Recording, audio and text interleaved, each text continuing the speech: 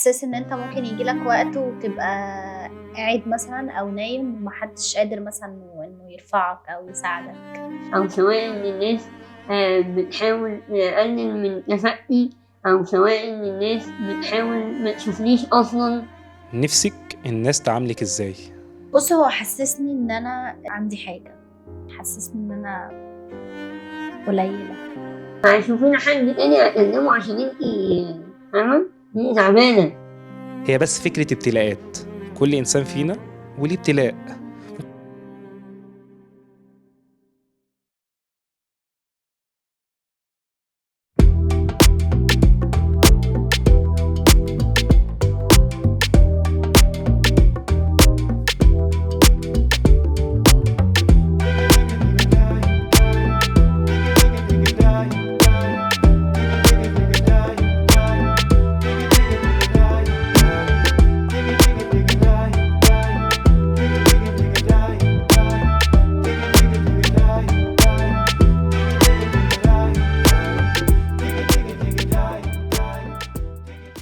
ايه الأخبار؟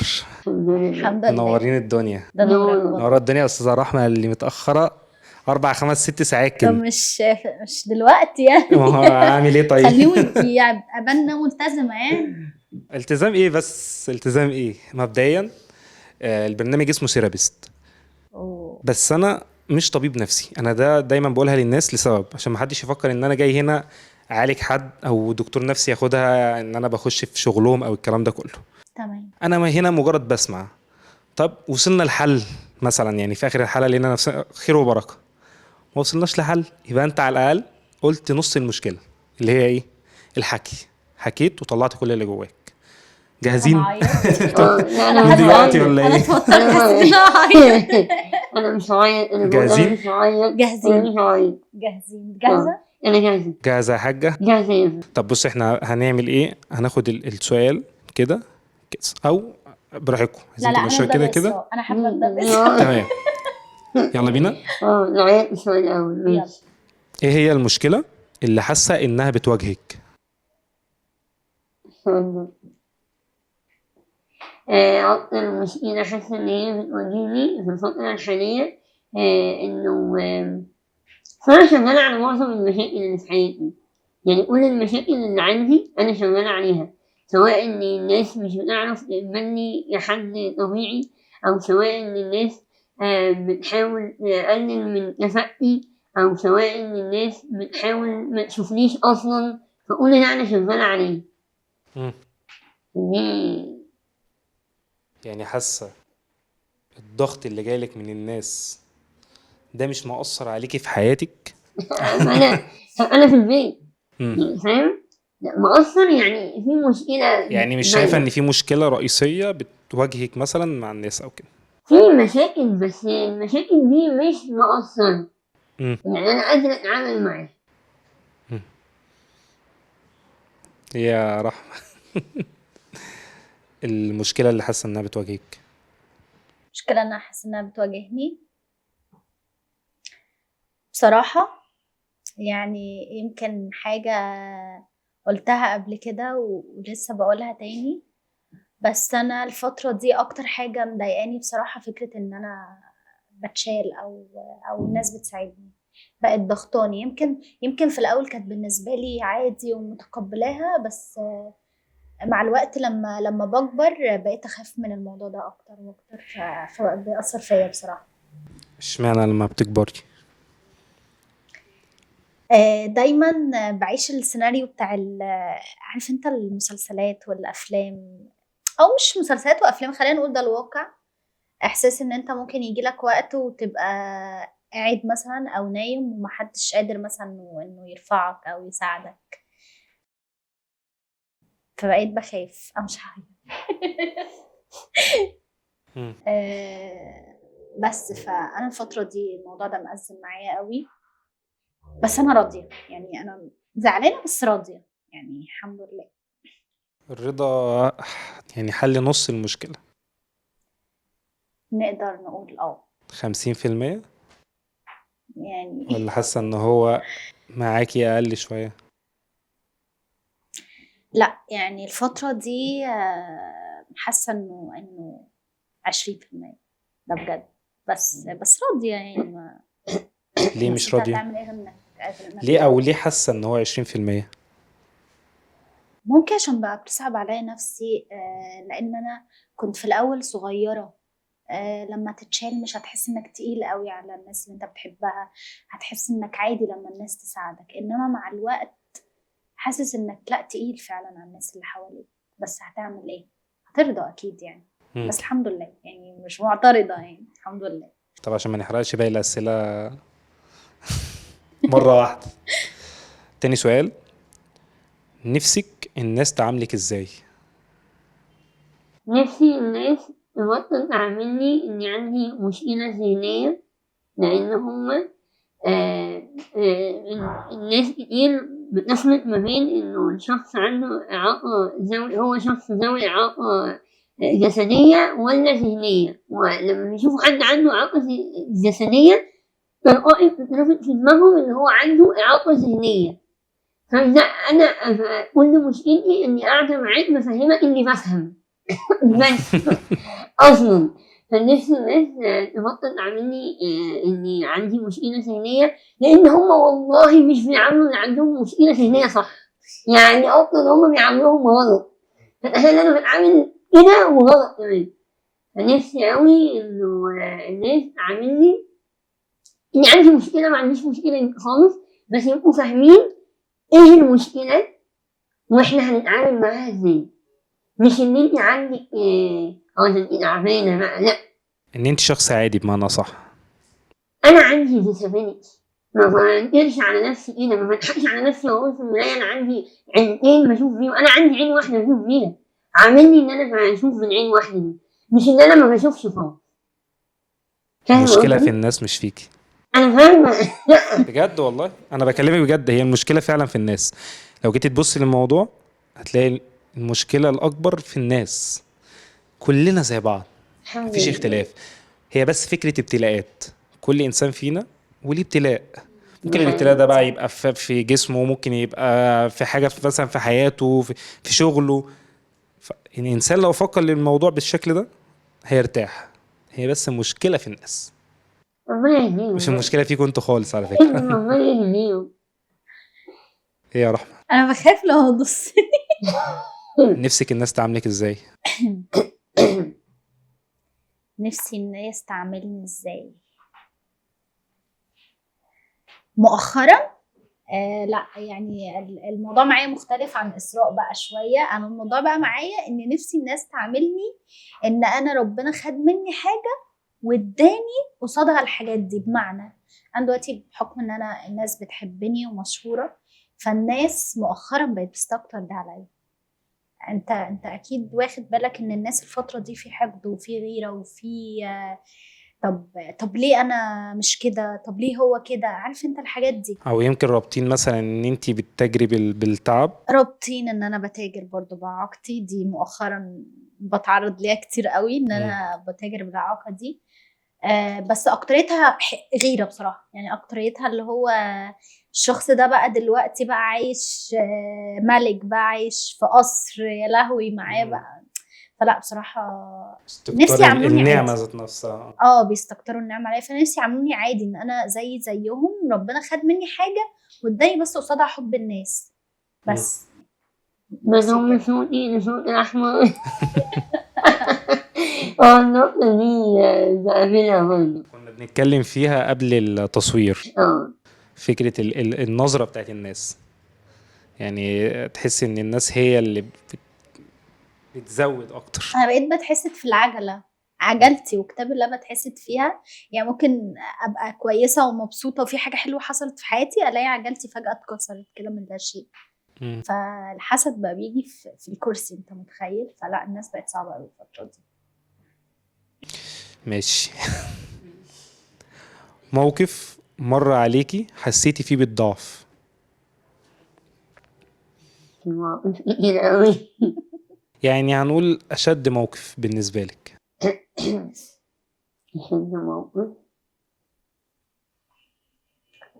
آه، بُص، أكتر موقف بيبقى صعب عليّا خصوصًا الفترة دي وده باقابله كتير أوي، لمّا بابقى باجي أوجّه لحد كلام يشوف حد يقول لي مين معاكِ، أو يقول هي قصدها إيه، ما أنا أهو أنا باكلمك يا باشا، كلمني يا باشا كلمني. انت قصدك ان هو يعني شايف ان كلامك مش أ مفهوم ولا؟ لأ هو شايف إن أنا أقل من إن هو يرد عليّا. اللي هو أنتِ هو مش عارف يعني هو مش عارف يستوعب إن أنا هافهم الكلام اللي هو هيقوله، فشوفي لنا حد تاني أكلمه عشان أنتِ فاهمة، أنتِ تعبانة.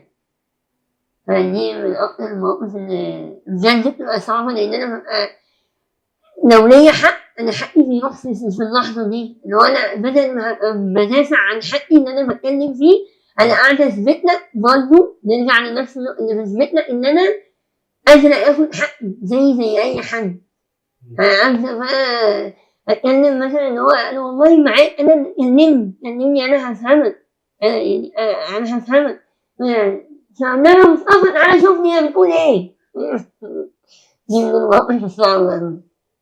بحس ان الموضوع ده ممكن يرجع برضو للثقة، يعني طول ما انت بتدي ثقة اكتر لنفسك طول ما هتلاقي الموضوع ده مش هيأثر معاكي في حاجة يعني. ما هو هي عملية ثقة في الاول في الاخر. هي ما أنا بارُد، هو أنا مش باسيبه وأعيط على كده، أنا بارُد، بس أنا باتكلم إنه وقتها بيبقى الموضوع صعب لإن المترو كله بيتفرج عليّا وهو بينادي على حد تاني. وابتدي بقى أنا أقول للمترو كله معاه إن أنا بافهم. محتاج اشرح هابتدي أجمّعهم كده ونقعد نحضر محاضرة في إن أنا محتاجة حقي في حاجة معيّنة، بدل ما أنا محتاجة حقي مثلًا ده لأ أنا محتاجة أقول لهم إن أنا هاعرف آخد حقي وأنا واقفة أهو عشان هاخد حقي في الحاجة الفلانية، فاهم قصدي؟ مش يعني هو ممكن يبقى في حتة ثقة، بس الكترة بتغلب الشجاعة، أنت قدامك ناس كتير أوي مقتنعة إن أنت ما بتفهمش. او تكرار الحاجة ذات نفسها نفس الموقف يحصل لك بقى كل يوم بقى، عيد بقى كل يوم واجه نفس في نفس المشكلة. ايه كل ما ابص لك بتوتر. ايه الموقف اللي مر عليكي حسيتي فيه بالضعف؟ الموقف اللي مرة حسيت فيه بالضعف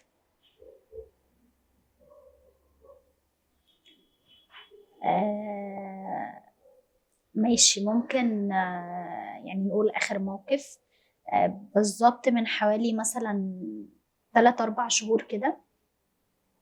رحت عشان أكشف يعني كده عند الدكتور، فقال لي لا ما اعتقدش ان انت حلك عندي ولا عند اي حد تاني. وانا كان عندي امل ان العلاج الطبيعي هيجيب نتيجة، فقال لي هو العلاج الطبيعي مش نتيجة، هو بس بيحسن من شكل جسمك مش اكتر. فهو ماشي، انا معاك ان الدكتور لما بيقولك الحقيقة بيبقى افضل، او ممكن يكون شافني ان انا مثلا لازم يتقال لي الحقيقة، بس بصراحة يعني اتضايقت، حسيت ان انا كان محتاجة بس ان هو يديني امل حتى لو هيكدب عليا عادي. ايه الاحساس بقى وقتها؟ يعني هو بيقول لك الكلام ده كنت حاسة بايه؟ يعني زي ما قلت لك، انا كل يوم ببقى نفسي، انا ما عنديش مشكلة ان انا افضل على الكرسي طول عمري عادي، انا بحب تعبي جدا على فكرة. بس انا كل يوم عن يوم بحس انها تقيلة، فببقى يعني نفسي ان يحصل اي حاجة تخليني اتحسن حتى لو اساعد نفسي. فانا حسيت بقى وقتها ان انا ضعيفة جدا، ان انا مش هتحسن. بس ايه اليوم اللي كنت حاسة انك فقدت الامل فيه ومش قادرة تكملي خلاص؟ يوم هو أي يوم فيه عملية بيبقى صعب أوي، وبقعد بقى أقول وأنا عاملة كده في البيت يا ريتني ما عملت العملية دي، الوجع صعب أوي يا رب خدني وريحني بدل ما أنا قاعدة تعبانة كده. أصل أنا عملت لحد دلوقتي 16 عملية، وآخر 5 عمليات عملتهم من 2022 ل2024، فأنا يعني أقل يعني سنتين عملت فيهم 5 عمليات، وكانوا صعبين أوي. فكل مرة كنت باقعد أقول أكيد بقول الحمد لله، بس لما بيبقى كل مرة فيها عملية ببقى يا رب أنا عارفة إن أنا عندي عمليات كتير لسه فاضلة، فليه يعني أنا بقى في اللحظة دي ببقى فاقدة الأمل إني أنا هقدر أعمل نفس العمليات تاني، لأن أنا المفروض أعمل عمليات تاني. في اللحظة دي أنا ببقى عايزة ولا أعمل عمليات تاني ولا أولاني ولا زماني ولا ولا أنا عايزة أقوم أروح من غير عمليات، مع إني أنا اللي بسعى للعمليات دي، بس بجد تعبها بيبقى صعب أوي. الحمد لله. الحمد لله على كل شيء. ايه يا رحمة؟ اليوم اللي حسيتي انك فقدتي الامل وخلاص انا مش قادرة اكمل.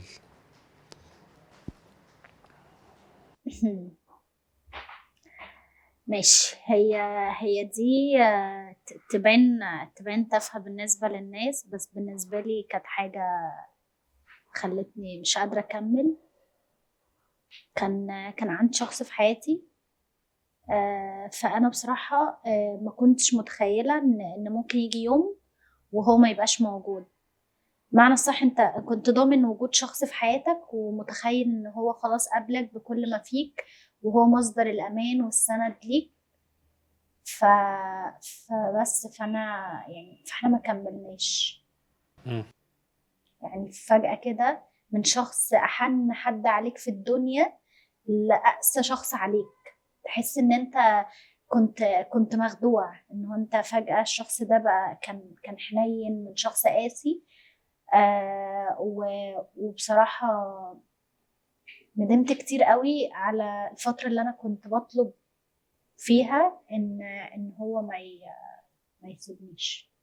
فكل يوم بالنسبة لي كنت بطلب منه إن هو يفضل فيه، بالنسبة لي أصعب يوم. وبصراحة كل ما أفتكر ده ببقى مش عايزة أصلا أكمل تاني يعني.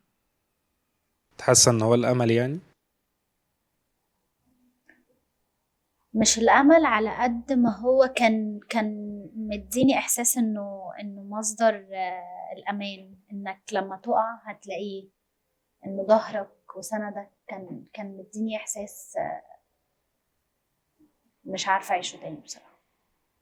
بضم صوتي الأحمر انت بتضم صوتك كتير ولا ايه؟ أنا هعيط من كلام الأحمر، لأن فعلا اللي حصل معايا كده وأيام العملية، يعني أيام ما أنا كنت بعمل عمليات كذا شخص سقط من حياتي أنا كنت فاكراهم هيفضلوا موجودين، وأنت عامل عملية بقى يعني وبتعمل العملية مش دي من الحاجات اللي صعبة أوي أوي. اوصفي لي شعور الفقد بقى.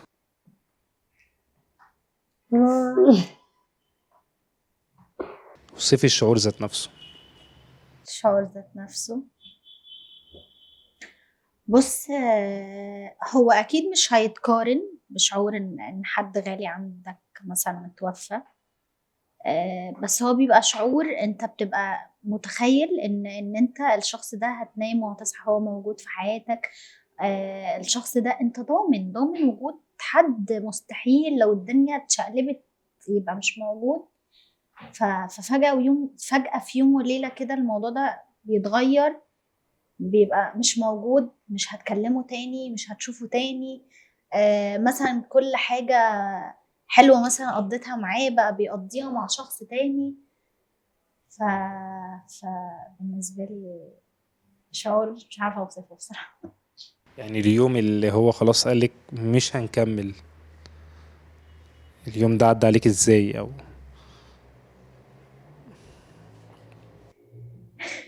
عشان هعيط بس. بص، هو حسسني ان انا عندي حاجة، يعني حسسني ان انا قليلة، ان انا فعلا ناقصني حاجة. فحسس ان انت اكتر شخص في الدنيا حبيته هو اكتر شخص حسسك انك عندك حاجة وكمان ما بقاش موجود. ف شعور مش لذيذ يعني.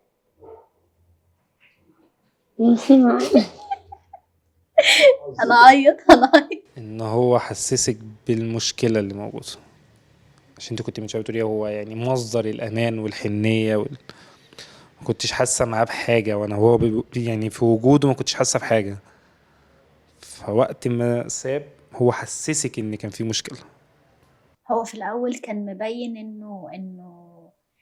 ان انا ان انت ما فيكيش اي حاجه. عارف لما حد فجاه بيرفعك 7 سما وبينزلك تاني 7 ارض، فانت وقتها بتحس ان هو طب انا مثلا عملت ايه؟ طب هو انا وحشه؟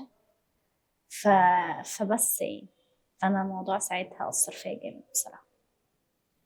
وانت يا استاذة اسراء، فقعد اعيط شعور قدامه. الفقد بالنسبة لك ايه، او تقدري توصفيه ازاي؟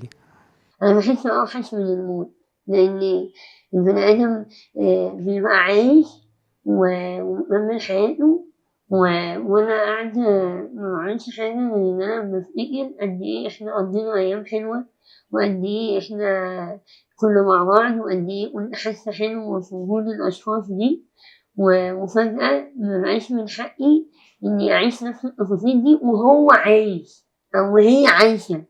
طب لو ميت أنا هابقى قادرة أتعامل مع الفكرة، هو شخص خلاص، أصل الموت ده سنة الحياة، إنما يعني إيه شخص يبقى عايش ويختفي مرة واحدة. ويبقى هو هناك أهو وأنا هنا ومش بنعمل اللي إحنا كنا بنعمله وهو عايش. انت عارفة الأصعب إن هو يختفي خالص من غير بقى أي حاجة، يعني من غير ما يقولك حتى إن هو يسيبك. دي أنا شايفة إن هي أصعب.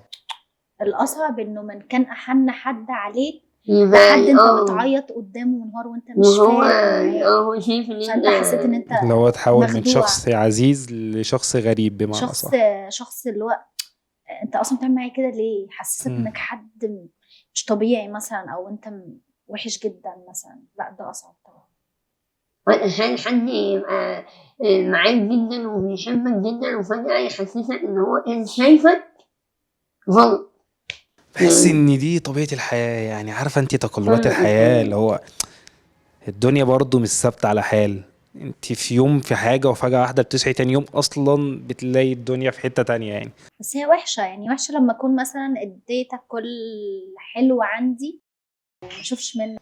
النقلة دي ذات نفسها بتحسسك بقى ان أيوة، إحساس إن أنا قعدت أديك حلو حلو حلو، كل المشاعر الجميلة اللي عندي وكل الحب ومش يعني ما كنتش متخيلة إنك ممكن تيجي عليا، فما فجأة استاهلش. واحدة الاقيك غريب، دي او وحشة الاقيك يعني. بتعاملني زي الناس الغريبة، دي صعبة بالظبط شوية. وشايفك حد طلع إن شايفك غلط، يعني أنت كنت فاكرة إن هو شايفك حد كويس جدا وفجأة تلاقيه محسسك إن هو شايفك طول الوقت غلط. أنت ما أنت يا ابني بتتكلم عننا أنت يا بنتي بتقول أنا عملت كده يا بنتي، ليه طب وفي لحظتها لما أنت كنت شايفاني كنت بعمل الموقف الفلاني ده، ليه ما قلتليش في لحظتها؟ ليه بعد 9 سنين نقعد تقولي لي أنت عملتي من 9 سنين حاجة وحشة، ليه تقعدي تشيليها في قلبك 9 سنين؟ مش عارفة يعني فاهم؟ يلا الحمد لله. طب لو انتوا هتقولوا رسالة للشخص اللي أذاكوا، يعني لو تقولي رسالة لشخص أذاك هتقولي له ايه؟ هنتقابل بقى عند ربنا يا عم، هنتقابل عند ربنا أصل أنا لو اديته رسالة هيعمل بيها إيه؟ هيحطها فين؟ انا بقول لك عبري عن اللي جواكي. يعني هنعتبر ان هو واقف قدامك او قاعد هنا دلوقتي اهو، وانتي بتقولي له الرسالة، هتقولي له ايه؟ هقول له هنتقابل عند ربنا ووقتها ويومها ربنا هياخد حقي مني. هو ربنا عالم بالأذى اللي أنا وصلني والأذى اللي مر عليا بيه، وإن في أيام كتير كنت بعيط بسبب ناس هم عارفين إن هم أذيني وقاصدين ده. فالحاجة الوحيدة اللي أقدر أقولها إنه هو ربنا هياخد لي حقي. طب ايه الناس دي، ناس كانت قريبة ولا ناس عادية؟ هي الدنيا مش سودة أوي إيه عشان أبقى حقانية. الدنيا مش سودة، في ناس كتير أوي جميلة وفي ناس كتير أوي قريبة كويسة وفي ناس كانت قريبة ومشيت برضه كويسة مقدرش أقول عليها حاجة، بس لو هنتكلم عن الناس الوحشة، في ناس قريبة قصدها تضايقني وتأذيني، في ناس ما تعرفنيش لمجرد بس إن أنا معروفة على السوشيال ميديا زي ما رحمة قالت، دي والعة معاكي وأما أدخل أقولك إن يقسموكي نصين من كتر الحزن والزعل على نفسك و فاكرة كلمة حد قالها لك وضايقتك؟ يا نهار أبيض. ده لسه من قريب حد، أنا في واحدة قالت لي تعالي ألبسك فستان فرح، وقلت لها تعالي هنتكلم في فرشة، راحت قالت لي فرشة إيه؟ هو أنت مش هتيجي ألبسك الفستان عشان أفرحك؟ قلت لها مش أنت هتعملي إعلان؟ مش أنت هتعملي إعلان بيا وكده؟ راحت قالت لي بس أنا كنت فاكرة يعني إن أنت جاية عشان أفرحك، عشان أنت يعني أنت عارفة صعب يعني حد جديد تلبسي فستان فرح. انا اسفه انا بضحك بس هي يضحك عليها بس. قلت لها عميد قلبي يلبسوني يعني. أعمل إيه طيب؟ لا يعني في ناس مؤذية، يعني في واحد دخل، والله العظيم في واحد دخل كده أجي ربنا يا سيدي أما تخلص منه كوباية الشاي وهو بيصنعها بيعمل الشأن ده. في كلام كتير أوي صعب. في حد يدخل يقول لي أنا نفسي أعرف أنت بتبصي في المراية إزاي بشكل ده، زي ما هو بيبص في المرايه يعني. وأنت بتعرف تمسك التليفون إزاي بعقليتك دي، يعني ده أنت ضايع. لا في كلام كتير أوي مؤذي جدا. بس هي دي طبيعة الدنيا زي ما قلت لك، يعني الناس ما بتريحش دماغ والله. حتى مع لو قلنا إنسان ما بيغلطش ما بيعملش حاجة غلط، هتلاقي الناس طالعة وبتشتم فيه وبتغلط فيه بس ده مش معناه إن انت عشان عايزة الناس اكتر كلها من الرسول صلى الله عليه وسلم على سوء اللي هو يعني كان بيتقال عليه ساحر ومجنون؟ ده مش انت عايزة ايه معناه إن أنا اقوى أعرف من كده أتقبل يعني؟ ده. يعني أنا دايما بقول لما حد يطرح عليا الفكرة اللي أنت قلتها دلوقتي دي، مش معنى إن الناس كلها بتتأذي أنا أنفذ الأذى وأقول الله أذى الناس كلها بتتأذي، لا مش لأ. تقولي الله، بس طول ما انا مريح دماغي. يعني انا في مرة فتحت برضو لقيت واحد باعت لي عمال بيشتم فيا ويا ابني كذا ويا ابني كذا، رغم ان انا اصلا ما بعملش حاجة ومش اتأثرت بقدم ولا ما اي اتأثرتش؟ محتوى يسيء في حاجة انا ولا اي حاجة وقتها والله. ليه؟ ده لان راجل بقى حسيت فما لا لا إحنا مش حلاليف يا جماعة بقى حسيت بص بنتأثر. حسيت ان هو في الاول وفي الاخر انسان فاضي. انت دي فاهمه؟ ممكن عادي انسان قاعد ورا التليفون، هو لو قادر يواجهني يجي يقول لي في وشي. ده حقيقي. ساعتها بقى لو انا مثلا ما عنديش الرد، لا انت لو جاي في وشي وبتقول لي الكلمتين دول انا هفرمك.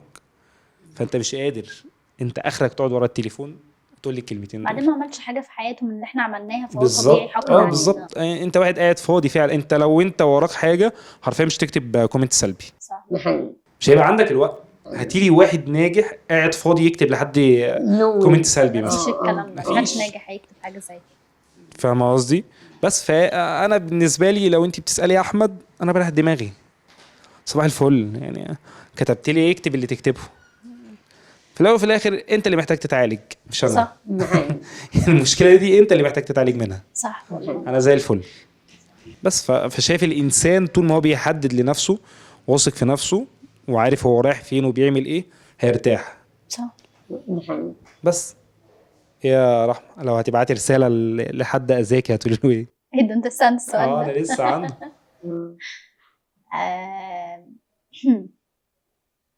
هنعتبر ان الشخص اللي كنت بتحكي عنه قاعد جنبي اهو وبيبص لي، وانت بقى هتقولي له كل الكلام اللي انت عايزه تقوليه.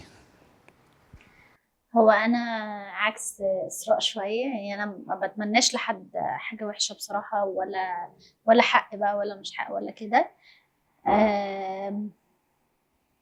بس انا بتمنى يجي وقت ويفهم فيه او يحس بس ان هو خسرني او ان هو ظلمني. بس ده اللي انا بتمناه، ولما يجي الوقت ده ابقى انا ساعتها مش شايفاه اصلا. بس طب لو هو رجع وقال لك انا ندمان وفرصة جديدة وتمام انا زي الفل، هتعمل ايه؟ عيط يا رحمة عيط. جه قال لي كان ندمان على كل حاجة وهنرجع زي الأول وأحسن كمان، ومش هعمل اللي أنا عملته ده تاني. تقدري تسامحيه؟ مش عارفة، بس حاسة ان انا مستحيل اعرف اعيش مع حد ظلمني وما حسش حتى بمشاعري. وبعدين انا عمري ما انسى يوم ما انا كنت منهارة وهو ما كانش فارق معايا. فمستحيل الشخص ده اصلا اعرف ابص له بنظرة حب تاني يعني. فلا،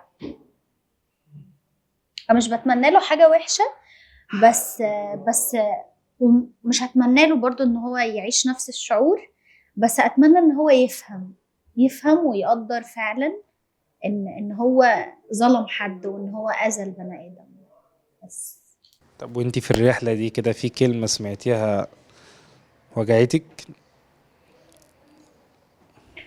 انا اكتر جملة وجعتني لما في مرة جه قال لي آه، قدري اللي ان انا سبت كل الناس واخترتك انت، يعني بمعنى اللي هو انا سبت كل البنات وخدت شخص عنده، انت فاهمني صح؟ مم. ف... فالجملة دي وجعتني لحد دلوقتي. بحس ان انا خايفة اصلا ادي اي حد فرصة. بحس ان انا طول الوقت خايفة اسمع الجملة دي تاني، او خايفة تعيشي التجربة تاني؟ خايفة احس اني قليلة تاني، لان هو خلاني شبه ما عنديش اصلا ثقة ان ممكن حد يحبني حقيقي تاني، لان هو اصلا كان باين ان هو بيحبني جدا.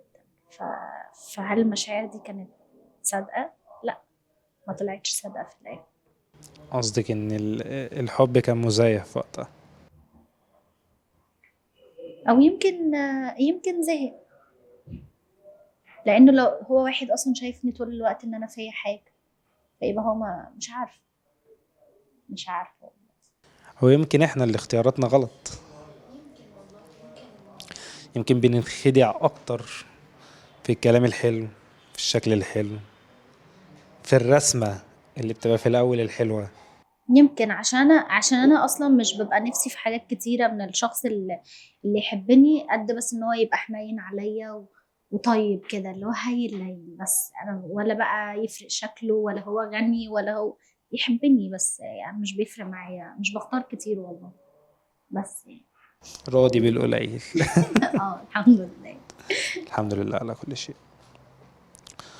طب ايه او خلينا في السؤال ده عشان مهم بالنسبة لي قوي. شايفة ان اهلك بيدوكي الدعم الكافي؟ الحمد لله أوي أوي أوي. يعني من أهم النعم اللي ربنا أنعم عليا بيها هي إني أنا ما كنتش هبقى إنسان دلوقتي من غير وجود أهلي في حياتي.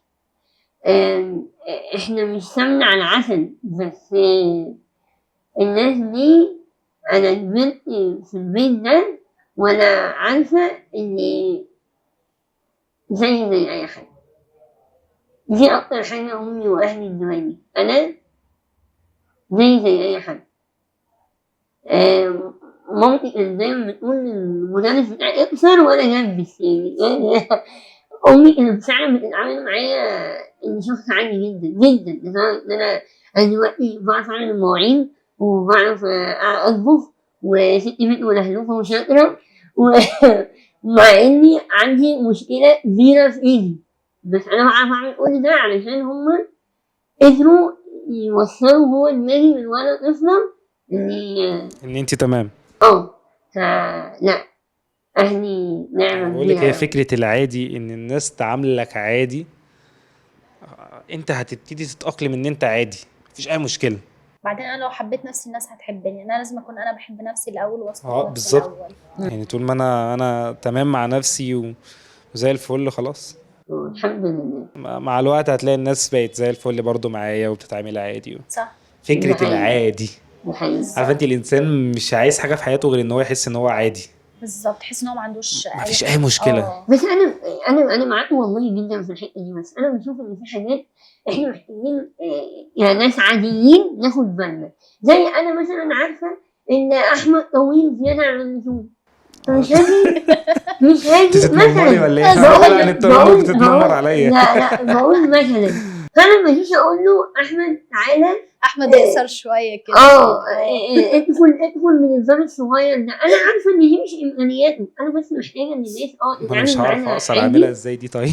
اكيد مش أيوة. امكانياتي. بس انا بتكلم في انه ايه، انه الناس تبقى عارفه تتعامل معانا عادي، بس في نفس الوقت تبقى عارفه احتياجاتنا ايه. يعني حاجه بسيطه جدا زي لمب الاحمر، اللمب اللي بتبقى محتاجاه طول الوقت، صح. تبقى فاهم ان هي شخص عادي، ما تقولهاش يا كرسي، لا ما تعملش كده، بس تبقى عارف ان المكان ده للكرسي. يعني انا مش قصدي ان الناس تعاملنا ان احنا مختلفين، انا قصدي الناس تسهل علينا الاختلاف اللي احنا بنعيش فيه.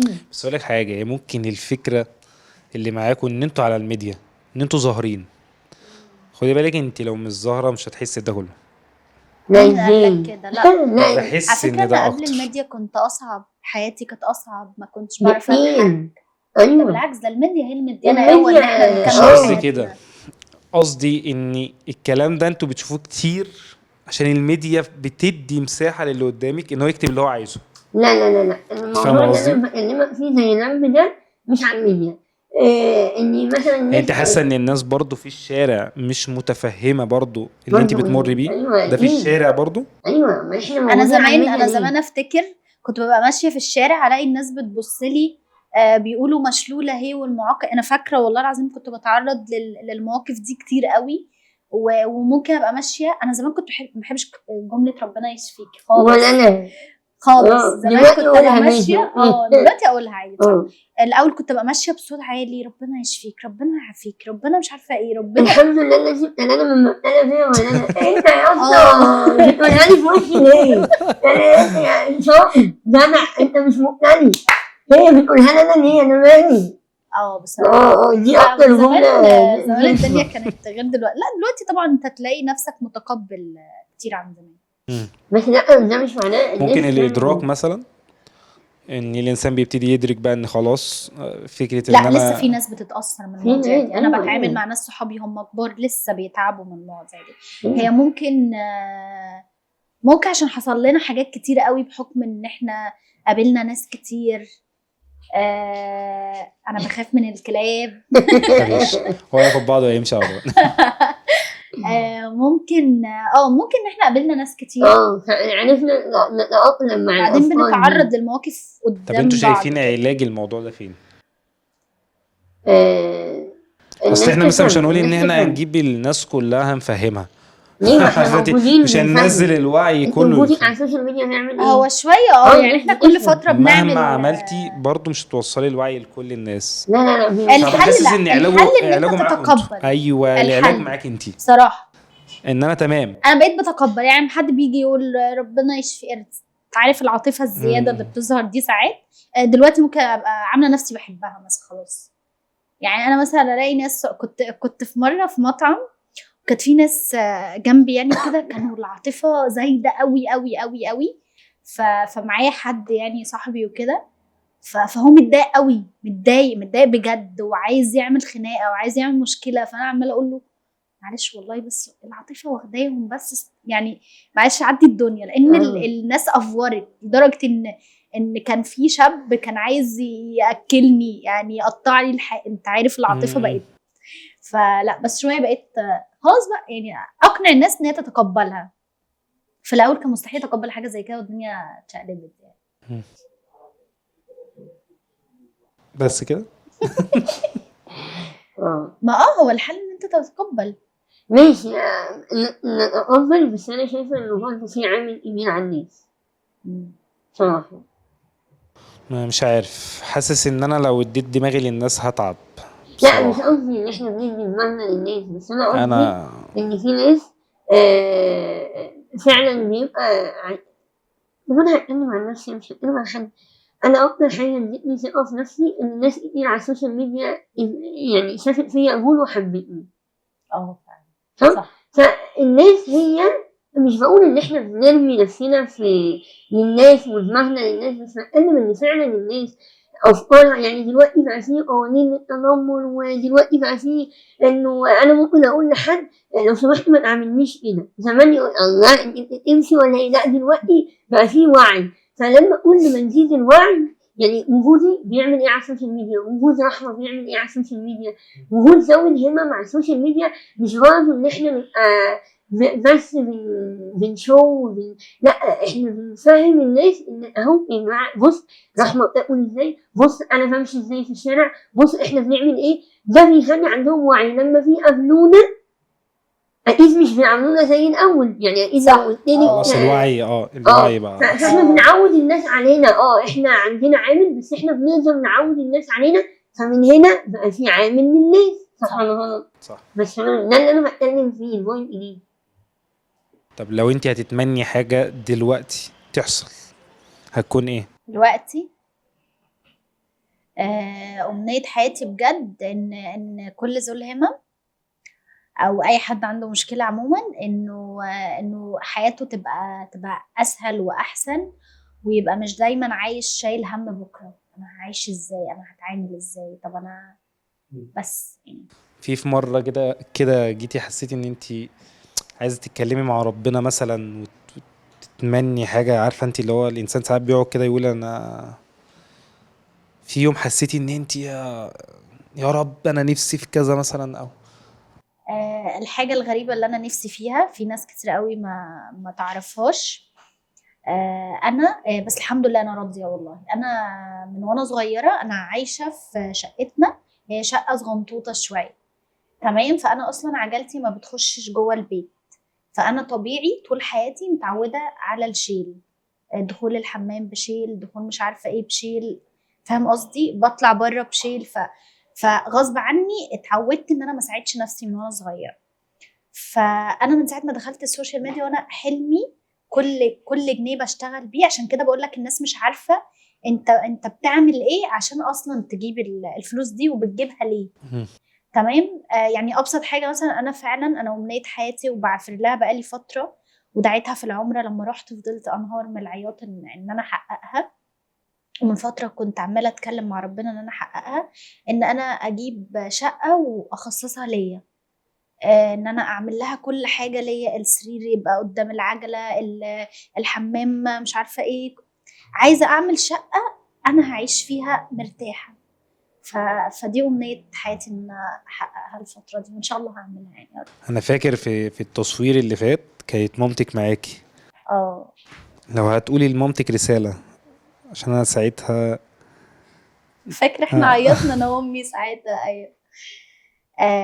ربنا يا رب يخلي لي اهلي كلهم عشان بحبهم، عشان باجي اتكلم مع ماما ممكن بابا يتضايق كده يعني. انا بحبهم كلهم والله، ربنا يخليهم لي يا رب. بس انا فعلا والله العظيم بجد انا من غير امي حقيقي انا ما كنتش هبقى موجوده هنا دلوقتي. انا امي فعلا هي سندي في كل حاجه، يعني عكس اي ام جنب اولادها، لان انا ماما بتعمل لي كل حاجه. انا ماما بتشيلني، بتلبسني، بتعمل لي كل حاجه.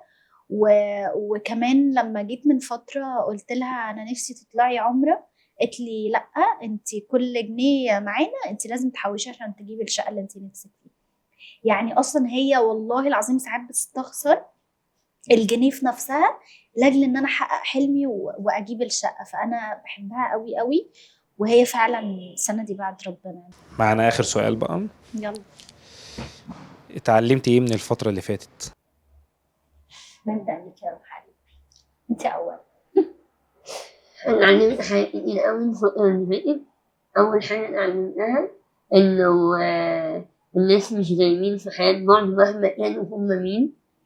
اتعلمت اني اكتر حاجة الواحد بياخد شغفه منها وبيعرف يستمر هو ايمانه بربنا.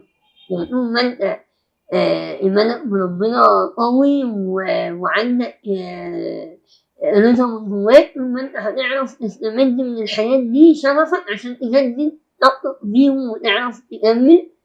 يعني الإنسان اللي مبيبقاش مؤمن بربنا مبيبقاش عارف يواصل قوي، يعني بيقع ويقع كتير. إنما اللي بيعرف يقوم وكده بيبقى جواه مؤمن بربنا أوي. دي أكتر حاجة اتعلمتها. اتعلمت إنه أنا بتعلم طول الوقت.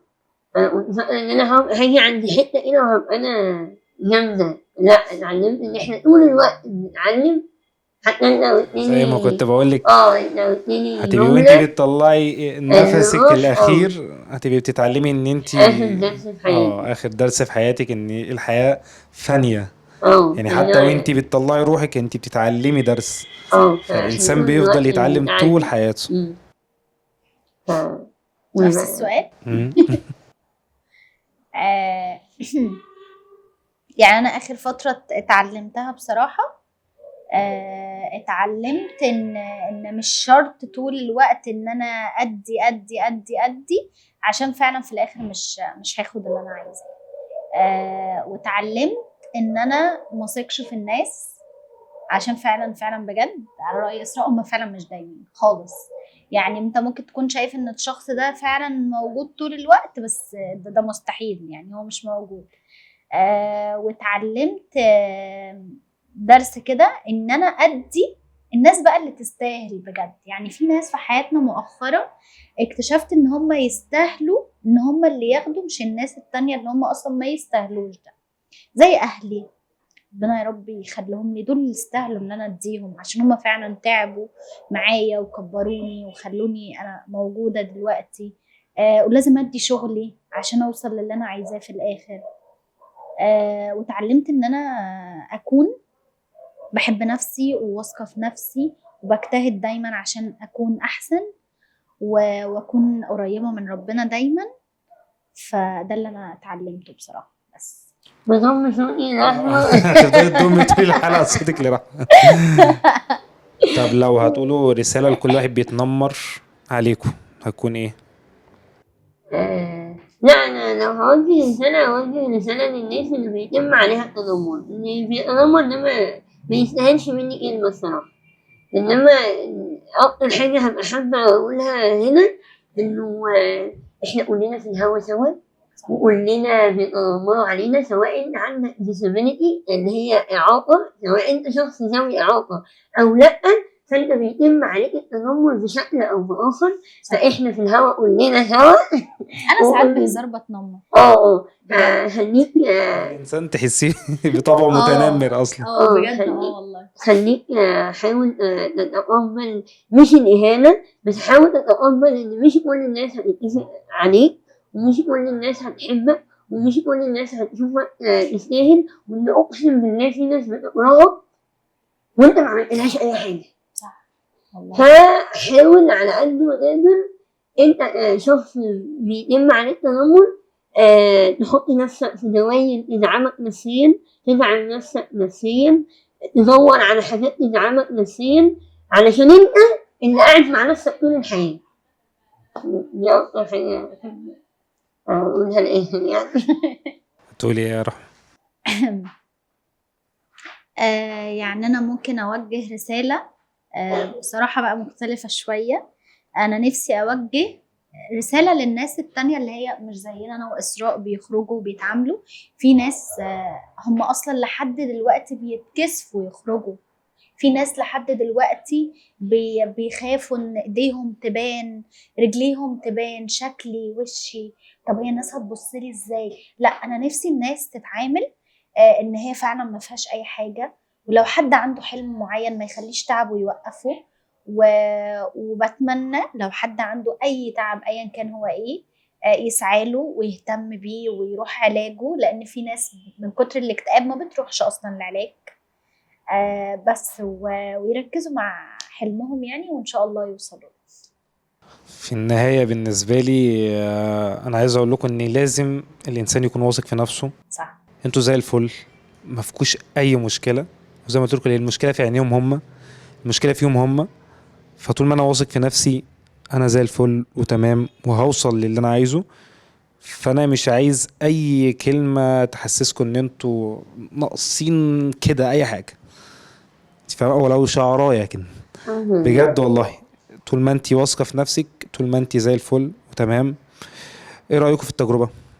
حبيت. حلو. حلو حلو والله. انا حبيت جميل أوي. اجمع يعني شخصين يكونوا برضو بيمروا بتجربة شبيهة، اه تمام، عشان نشوف كل واحد وجهة نظره ايه. كنت اتمنى ان يبقى معانا عدد من الناس برضو اللي بتعاني من حاجة المره زي كده. الجايه ان شاء إن الله. شاء الله. اكيد. هم اكيد شايفيننا دلوقتي ومبسوطين بحاجه زي كده. انتوا نورتوا الدنيا كلها. الله نور. والله يخليك. العظيم. أنا مبسوطة حقيقي إن أنا كنت إحنا والله معاكم. العظيم مبسوطين المكان معاك. كله بينور بره.